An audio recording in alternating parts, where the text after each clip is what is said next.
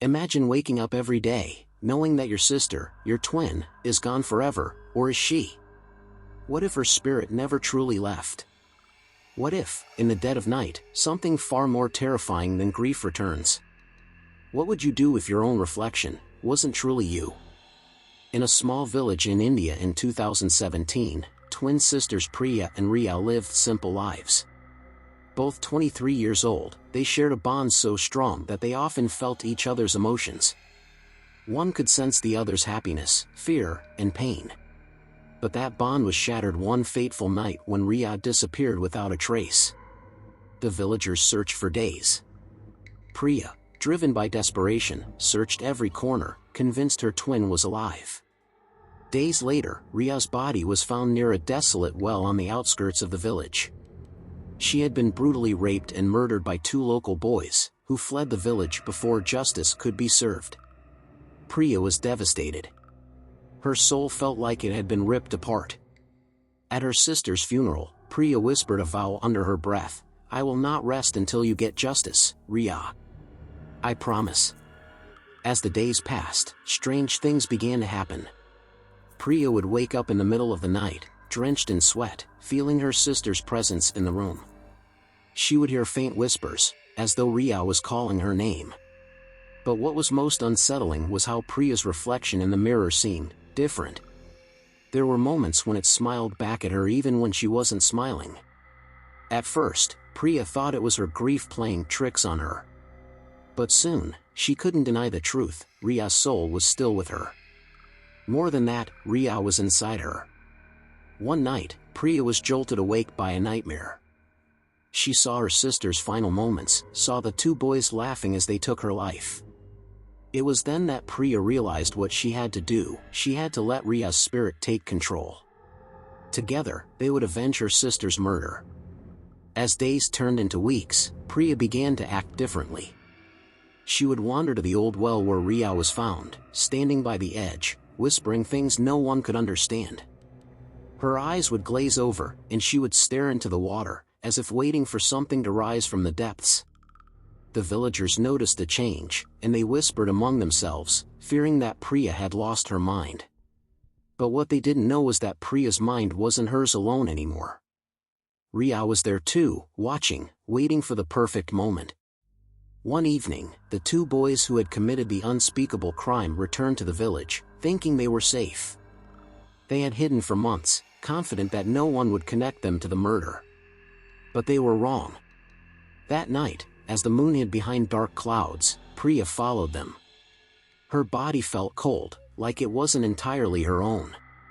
Her reflection in the dark windows revealed not just Priya, but Riya too, her eyes burning with rage. In a secluded part of the village, near the well where Riya had been found, Priya confronted the boys. She spoke in a voice that was not entirely hers, her words dripping with vengeance. "Do you remember what you did?" she asked, her voice echoing as if two people were speaking at once. The boys laughed nervously, brushing her off as just another grieving woman. But then something strange happened. The wind picked up, swirling dust and leaves around them. The air grew thick, suffocating. One of the boys gasped, his hand clutching his throat as if unseen hands were choking him.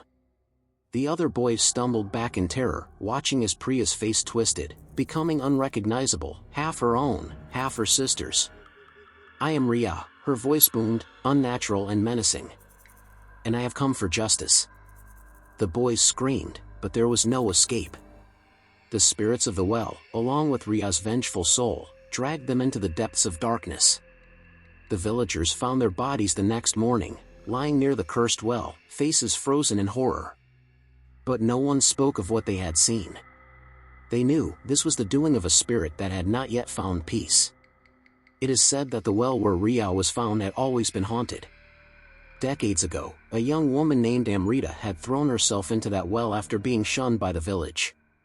She had been accused of witchcraft, and in her despair, she sought solace in the dark waters, only to die in agony.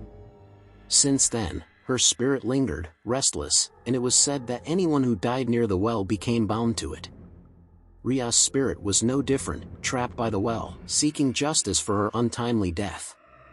Now, both Ria and Amrita's souls haunt the well, forever linked by their tragic fates. After ravaging her sister's death, Priya's life was never the same. The bond she shared with Ria had become something far more sinister. Ria's spirit had taken root deep within her. Though the boys who had murdered Ria were now gone, Priya could no longer separate herself from the haunting presence of her twin. At first, Priya tried to return to her normal life, but she was constantly plagued by nightmares and strange occurrences. Every time she looked in the mirror, she would catch glimpses of Ria's face, staring back with cold, unblinking eyes. The line between who Priya was and who Ria had become blurred more with each passing day. Villagers avoided her, sensing something unnatural about her presence. Some even claimed that they could hear Priya talking to herself in the dead of night, though her voice sounded like two people arguing. The whispers grew louder that Priya had become possessed by her sister's vengeful soul. Eventually, Priya realized that Ria wasn't just haunting her, she was slowly taking over. Priya would lose hours of her day, only to wake up in strange places, unsure of what had happened. As time passed, the moments when Priya was fully in control became fewer and fewer. One night, standing by the same well where Ria had died, Priya heard her sister's voice again, clearer than ever. "We're together now," Ria whispered. "Forever." Priya's body, now fully controlled by Ria's spirit, stepped closer to the edge of the well. In that moment, Priya's final conscious thought was a mixture of fear and sadness, realizing she had lost herself completely. And then, without hesitation, Ria, now in full control, disappeared into the dark waters of the well, reuniting with the restless spirits who lingered there. Priya was never seen again. All that remained were whispers in the village, and the eerie reflection in the well that some say, even now, shows two faces looking back. What would you do if your loved one returned, not for comfort, but for vengeance? Would you help them find peace, or join them in their quest for revenge?